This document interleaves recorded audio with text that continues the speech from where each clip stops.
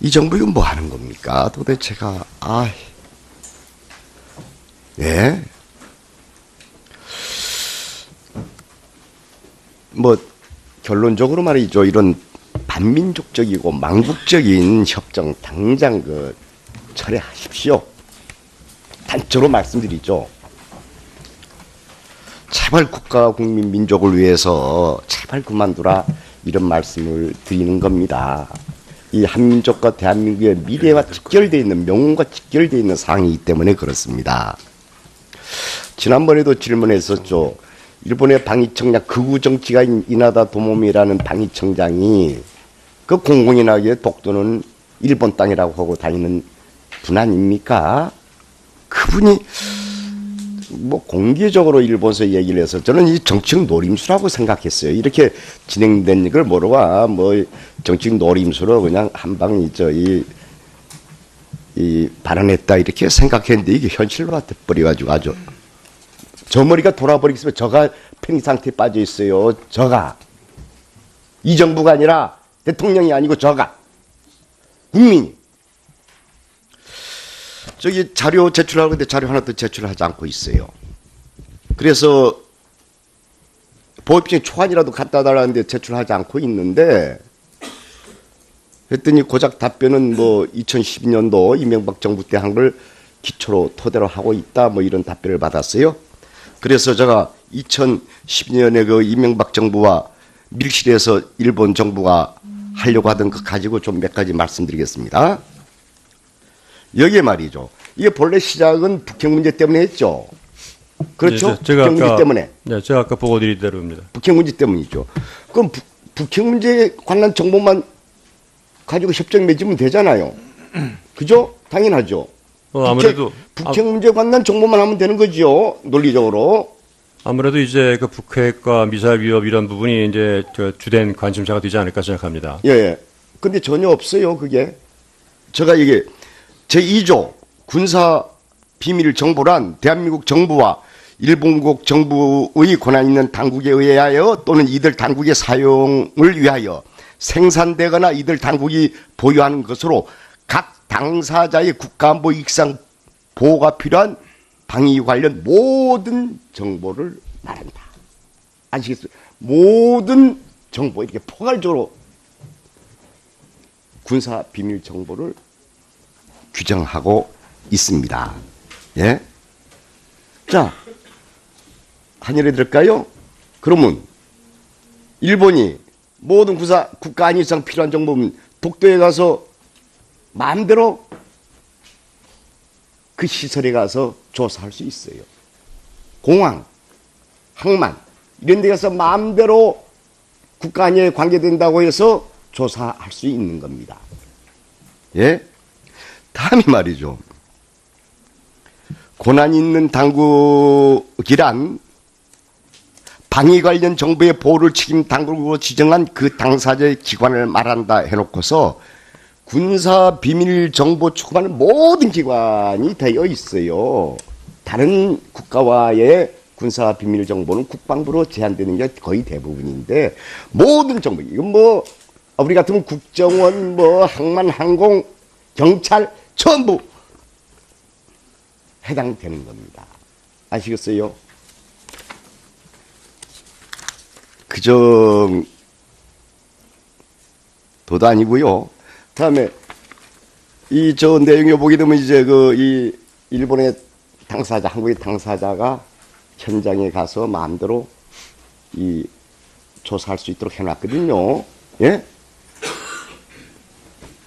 그래서 일본의 정보기관 사람들이 대한민국 어디든지 가서 국가안위에 관계되지 않는 게 어디 있습니까? 어디에 가서 마음대로 조사할 수 있고 정보를 수집할 수 있게 된 거예요. 뭐 대한민국 일본 스파이 양성소입니까?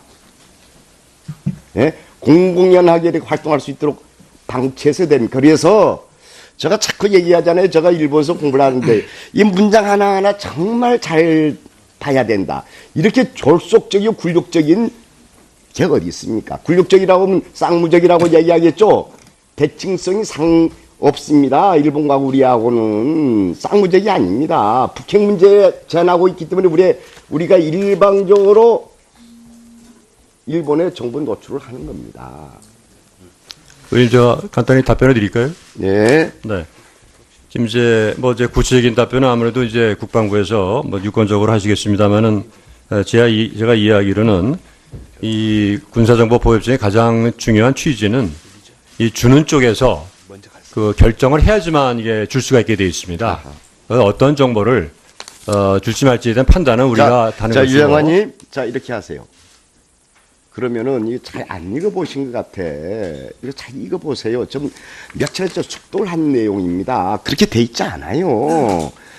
거기가 승인사항도 아닙니다. 요구하면 우린 무조건 와서 정보를 주게끔 되어 있습니다. 그러니까 문장 하나하나 전부 체크를 해보시라고.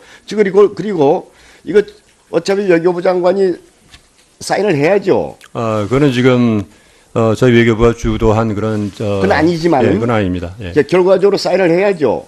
그건 이제 누가 할지에 대해서는 이제 아마 주무부서가 이제 경부 내에서 협의를 해가지고 정할 겁니다. 유장관님, 역사의 죄인 되지 마십시오. 그래서 제가 이제 간곡하게 말씀을 드리는 겁니다. 죄인 되지 마세요. 예? 자, 강 의원님 한 가지 추가로 말씀드리게 되면 이거는 이제 아까 말씀드린 그런데 이어서 우리가 어떤 정보를 줄지 말지는 판단을 하고 주게 될 경우에 그 정보를 어떻게 보호하느냐 하는 그 절차에 관한 문제입니다. 근데 이제 많이들 이 점을 이제 오해하고 계시기 때문에. 예. 요거 1912년에 한국과 일본 간에 맺었던 이 초안입니다. 숙독해 주세요. 예? 숙독하시고 답변해 주세요. 외원이가 이거 제대로 알지도 못하면서 자꾸 답변하기 시간만 끌거든요. 여러 차례 한 번만 읽지 마세요. 두세 번, 면밀 봐주세요. 예, 이상. 나중에 또 시작하죠. 예, 강창일 위원님 수고하셨습니다. 다음은 존경하는 박주선 위원님 질의해 주시기 바랍니다.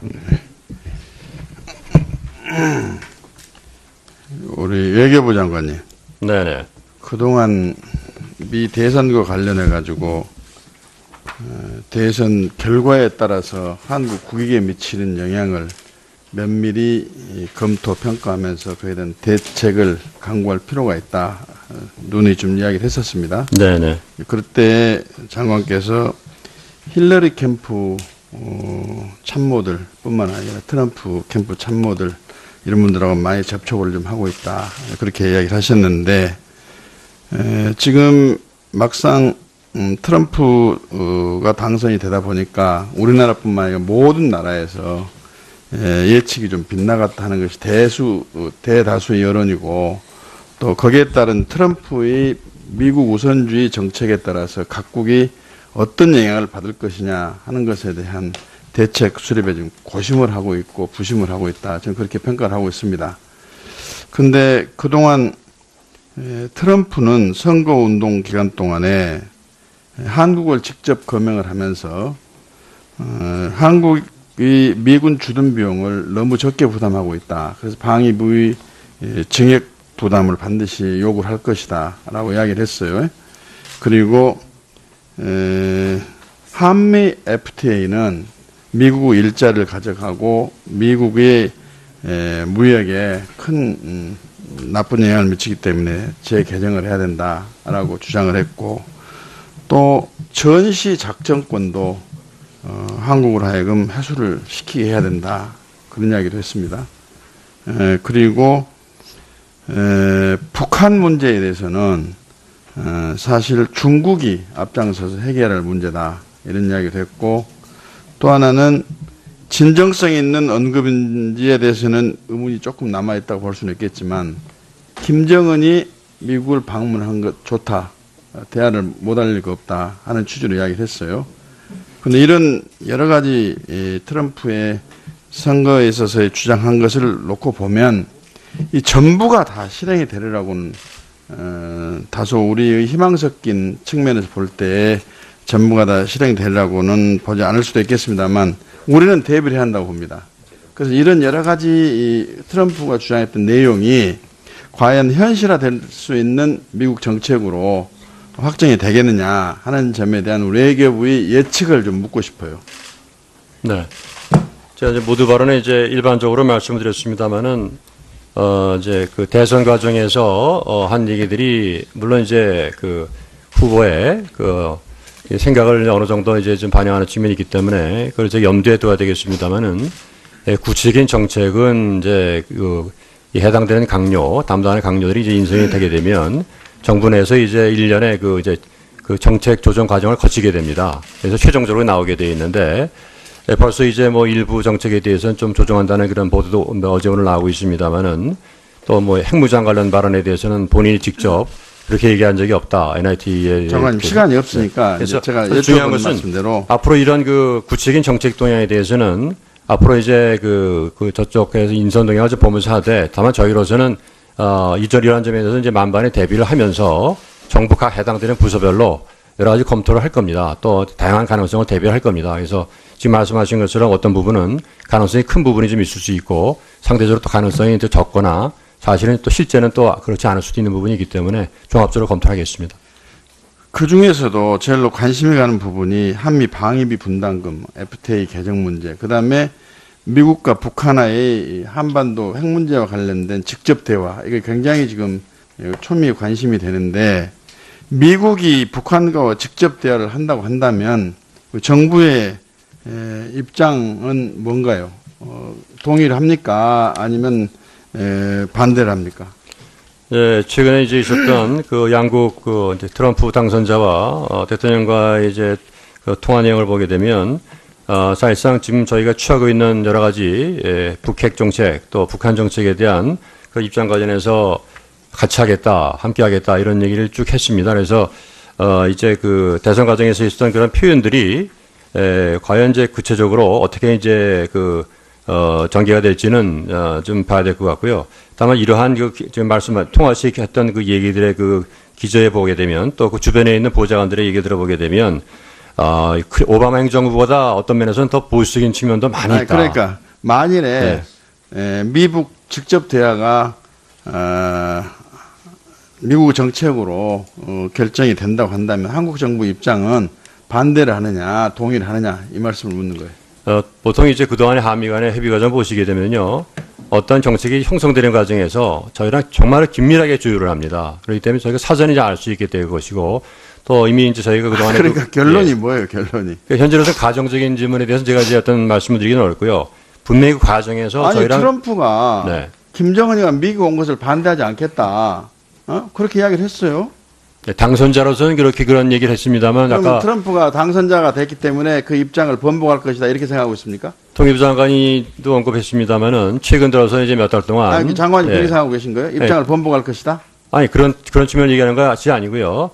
지금 뭐 최근 들어서 몇 달 동안 그런 얘기를 더 이상 하지 않은 측면도 있습니다만은 아니 잠깐만요. 만일에 트럼프가 미국과의 북한과의 직접 대화를 정책으로 만일에 채용을 하지는 않을 것이다. 그러나 채용을 한다면 우리 입장은 무엇이다 하는 것을 대한민국 국회에서도 분명히 이야기 못하는 그런 외교부 입장이라 한다면 트럼프 상대로 어떻게 우리 한국 입장을 설명을 할 것이며 한국의 확고부동한 입장을 미리 통보를 하겠습니까? 제가 지금 분명히 모두 발언에서 보고 때에도 분명히 말씀을 드렸고 특히 이제 그 대통령과 트럼프 당선자와의 통화 과정에서도 북한에 대한 강력한 압박과 제재 문제를 이제 강조해서 얘기한 걸 좀 말씀드렸습니다만은 이러한 입장에 대해서는 제가 지난 9월과 10월에 미국 갔을 때 트럼프 측 그 인사들하고도 지금 보고 드렸던 인사들하고도 깊이 있게 얘기를 했고 또 서울에 왔던 인사들하고 얘기를 했습니다. 그래서 전체적으로는 이제 저희의 입장이 많이 알려져 있고 앞으로도 이제 주미대사관을 포함해서 여러 인사들과 접촉하는 과정에서 저희 제가 지금 질문을 그렇게 한 게 아니거든요. 지금 장관님 제 질문에 대한 답변이라고 볼 수가 없어요. 네, 지금 현재 질문하시는 거는 이제 앞으로 이제 어떻게 될 거라는 그 가정을 하에 말씀하시는데 저희 정책을 저희가 가정적인 그런 상황에 대해서 가정으로 답변하는 것은 그것은 바람직하지 않다고 보고 있습니다. 네.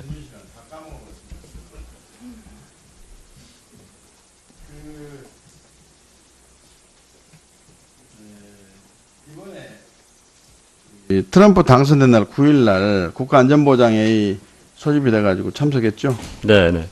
대통령이 주재하셨습니까? 저희 국가안보실장이 했습니다. 왜 대통령이 주재 안 하셨습니까? 보통 이제 저희가 이런 다양한 회의를 일주일에도 어떨 때는 한두 번씩 하고 그러는데, 상황이 우선 이제 내각에서 먼저 검토를 하는 것이 이제 필요한 상황이기 때문에. 예, 입장이 곤란하신 것 같습니다. 말씀하시니. 그런데 왜 트럼프가 당선되자마자 국가안전보장회의를 소집을 합니까? 클러리가 당선됐더라면 소집할 겁니까? 다시 말하면 이것은 트럼프의 당선에 예측을 하질 못했고 정부가 대비를 잘 못했기 때문에 앞으로 트럼프 정책이 어떻게 대한 정책에 영향을 미칠 것인가 하는 것을 황급히 지금 안보회를 소집해가지고 논의를 하고 어설프게나마 즉흥적이나마 지금 대책을 수립하려고 했던 거 아니에요? 아닙니다. 그렇게 하려면은 네. 왜 또 지금 한미 FTA와 관련된 문제부터 시작해서 무역과 관련된 그런 대책에는 네네.